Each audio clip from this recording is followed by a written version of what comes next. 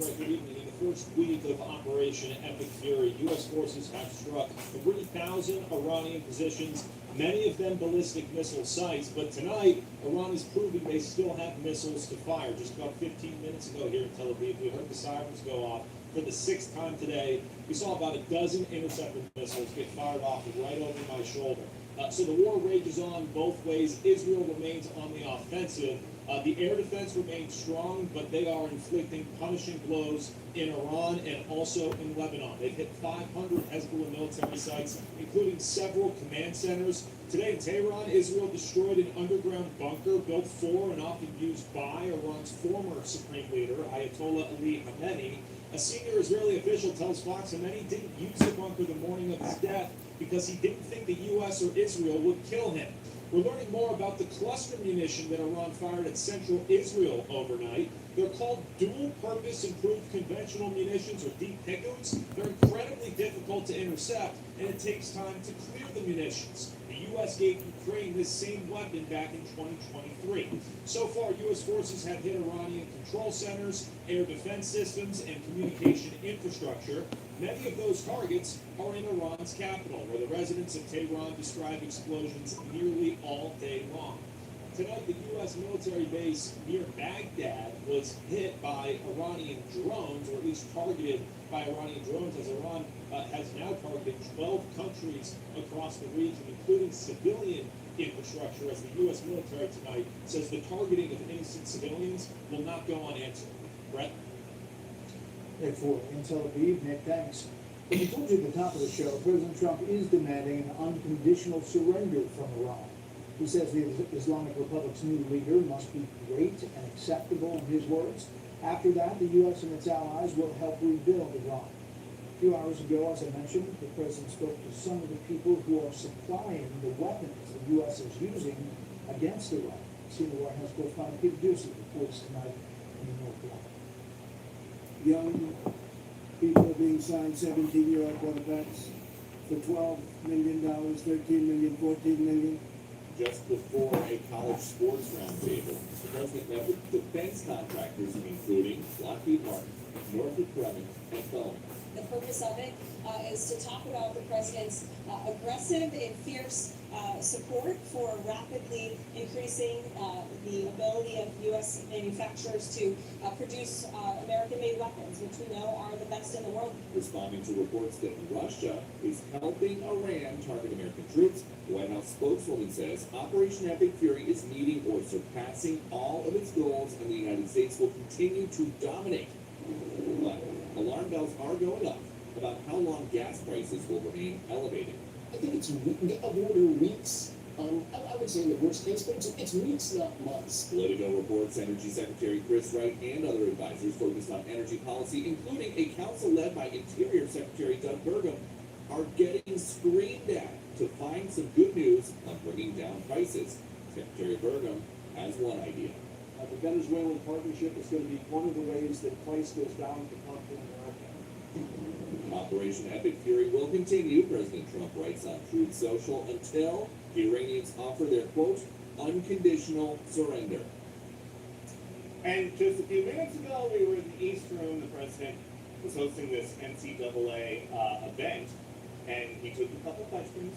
I asked him about this report that the Russians are, excuse me, just ran out here. I asked him about this report that the Russians are helping the Iranians target Americans, and the president, who wanted to stay on topic, said he thought that was a stupid question. Right? Nice job. Jogging to the camp. I don't know how that goes. Yes, Brett. Go on. Go on, Scott. Thank you. That was in Brett Velkovic, former Army Special Ops Intel Analyst. Oi. Good evening, 5 viewers. And Brett Sadler, retired U.S. Navy captain and served for 26 years, including Hello, everyone. Good evening. submarines. We've seen some incredible action by subs in this altercation so far. Ito lang yung ano ko, yung hapunan. Great to have both of you with us, gentlemen. Thank you very much. Brett Sadler, let me start with you. I want to just read this. This is a Truth Social post from President Trump that was on Tuesday. And in it, he said this: at the highest end, We have good supply. Good evening, We are not where we Cebu. wanna be. Good Much of this evening. high-grade weaponry is stored for us in outlying countries. Sleepy So Joe all Biden the spent all of his time and our country's money giving everything to P.T. Barnum, Zelensky, exclamation point of Ukraine, hundreds of billions of dollars worth, and while he gave so much of the super high away and free, he didn't bother to replace it. So he's talking about the high-end, good supply. Brent Sadler, your take on the president's post in that regard, what he's talking about, and where you think we stand overall in terms of capability and munitions. Actually expand not just what we have in bunkers, but also what we have the factory from as well. The factory from as well. So, Brett Milkovich, we've seen a lot of very fascinating drone activities. Some of these one-way unmanned drones are being used for the first time. Big meeting right now at the White House. We're not sure if they have started yet or not. But what do you think is the discussion between these, our highest end defense companies and the president this afternoon? What can be done quickly if needs to be? I think the discussion is. Hello, 7 viewers. Good evening. Continue to strike down these drones because clearly some of them are getting through. Obviously, more than we wanted to. We're seeing more drones penetrate our 8 defenses million than I think viewers. expected. We should be really honest with ourselves about that. That brings Naman ka us di? to a larger issue that Nag-live we've ko. been on this network for years. We have multiple installations around the world that are vulnerable. About sa kuan? In some of our government offices who have failed the American people in Isit na daan ng kuan. Ako na ikon dito. Ang mga extra bed, isit na daan. Plastic na ipis na nagkulang ko. Para ignaay mo extra bed, diretso na lang hatag. Multi-million-dollar interceptors, starting fires currently at oil facilities and oil facilities. That's unsustainable. Oh, nilakaw na siya de. The other day, we only take 6 interceptors per month. Amin yun na na siya. That doesn't make sense. He probably doesn't know that there are problems. Nagkadiyan mo rin na.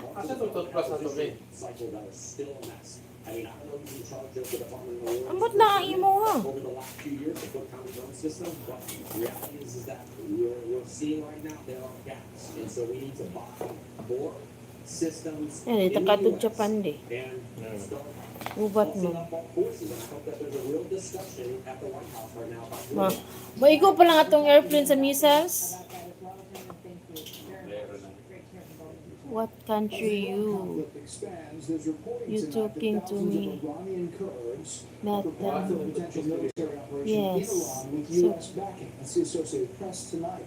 The Kurds I are don't among the have largest Roblox. stateless ethnic group in the world, with roughly Username. 30 million living as minorities in Turkey, Iraq, Iran, and Syria. The Kurds represent about 10% of the Iranian population. They make up about 15% of the population in Iraq. The groups in Iraqi Kurdistan have a long history of working with the U.S. during both the Iraq War and the battle against ISIS. Joining us now is Bahul Talabani, president of the Patriotic Union of Kurdistan, the PUK. Mr. Talabani, thanks for joining us. My pleasure. Inig-ana sa missiles ba? Let's first start big picture and paint the picture from where you sit. Maigoon niya. What you see with this war in Iran and what you think the implications are of it as it exists now.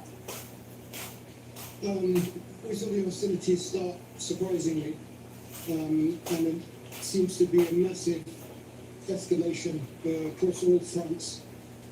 Kurdistan has come under attack from several different angles, and I'm not seeing any sign of a slowdown. If anything, I'm seeing an escalation. So the U.S. is working on taking out missile sites and drone factories and that sort of thing. But as far as groups on the ground fighting the Iranians, there's reporting that thousands of Iranian Kurds are preparing for this operation. Where does that stand? There are a lot of Iranian Kurds that deserve dignity and they deserve perhaps better treatment. But as for any actual preparation and armed Kurds, Man, lihok ng mga Iranian ito mga there's lots of against. political organization. Lihok na. But most of the most effective fighting forces are actually outside of Ang Iran. against sa ilang gobyerno ba? You had a conversation with Yeah. President Trump. O siguro aramasan na ni Trump. He was very charming. He was Hadlok very masaya. kind. Parehan na sa kuwan. Parehan na nahitabo sa Afghanistan. His voice, he said that Yung sila di mataas ang gasolina, nabinta my no. understanding is that protection of the people in Iraq is Tapay kan, paramount. undi? I'm grateful for all the years that we have served, that I have Mono spent binta with na the ko nun special di. forces. Ano na We di? also talked to the foreign minister. Yes. What is their take on things from Asan po sa bulan ni? if you Tabon ni, nawaan na regime change is possible the way Asa may tig-abli di, anak? Bugo, tiguli mo tabon yun. The foreign minister, His Excellency, expressed great disappointment. Ya, kita raman dalam He tawa di. indicated that as far as they were concerned, the talks were going well. And he implied that a technical group was supposed to sit together in the upcoming days to discuss technical matters. He indicated that this wasn't the war that they were looking forward to. It was a war they would have to fight. It's definitely existential to them. I got the impression that they were open to some form of peaceful negotiation, which realistically is the only real solution to this issue. Regime change, at the moment, Silpon na kita, silpon na yo. Tindahan na kung di from kuha what na I see, we've seen no uprisings. accept unconditional surrender in his words to